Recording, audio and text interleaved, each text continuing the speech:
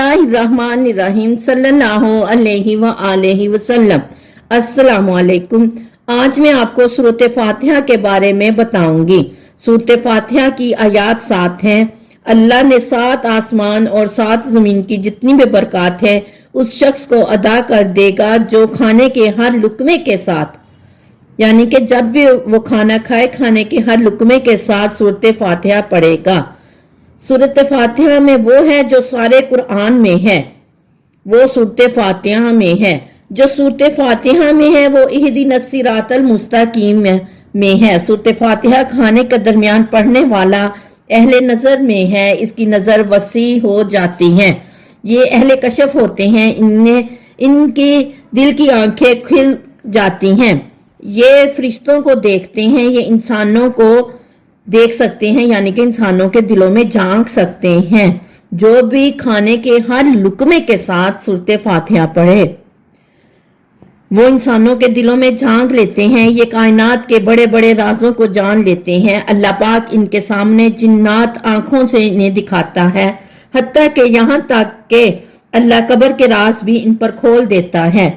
नूरी लुकमे का असर ये है, जब वो सूरत फातिहा हर लुकमे के साथ पढ़ता है तो उसका लुकमा नूरी बन जाता है। नूरी लुकमे का असर ये है, दिल की आंखें खुल जाती हैं। चेहरे की आंखें तकरीबन सब के पास होती हैं, मगर दिल की आंखें किसी किसी के पास होती हैं। दिल की आंखें सबके पास नहीं। दिल की दुनिया आबाद, दिल की दुनिया शाद, बंदा बामुराद बन जाता है। जो नूरी लुकमे अपनी जिंदगी में शामिल करते हैं, नूरी लुकमा सूरत फातिहा है।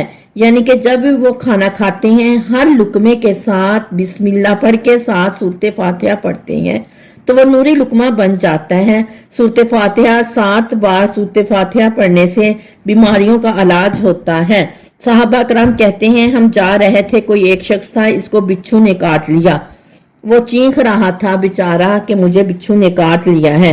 सहाबा ने फरमाया कि सांप जिसको काट लेता है वो सोने लग जाता है, वो चीखता नहीं है, और बिच्छू का कांटा चीखना चलाना शुरू कर देता है। साहबा कराम ने उस बिच्छू काटे शख्स पर सूरत फातिहा 7 बार पढ़कर दम कर दिया, वो ठीक हो गया। जब सूरत फातिहा अर्श से जमीन पर आई, गूंज उठी, एक आवाज आई, फरमाया अल्लाह ने वो चीज जमीन पर नाजल की है जो इससे कभी पहले नाजल नहीं की थी और ना कभी आएगी। जब सूरत फातिहा नाजल हुई तो शैतान रो पड़ा, सर पर राख डाल ली शैतान ने और इतना शोर मचाया कि काश सूरत फातिहा नाजल ना होती। अब नाजल हो गई है तो वापस चली जाए या किसी की जुबान पर ना आए। अगर वो पढ़े तो इसका यकीन कामिल ना हो, यकीन के साथ ना पढ़े। यकीन से पढ़ने वाले की दुनिया भी, आखिरत भी, सेहत भी, तवंगरी भी, रिज़्क भी, बरकत भी, खुशियां भी, खुशहालियां भी, याददाश्त भी मिलती हैं। इसलिए आज भी शैतान सूरत फातिहा से लड़ता है। सूरत फातिहा पढ़ने से जिन्नात और शैतान ऐसे दूर होते हैं कि मिलो दूर हो जाते हैं। जो खाने के हर लुकमे के साथ सूरत फातिहा पढ़ता है, जिन्नात और शैतान उसकी जिंदगी से ऐसे चले जाते हैं जैसे मिलो दूर। उस बंदे से खौफज़दा होते हैं जो सूरत फातिहा पढ़ता है।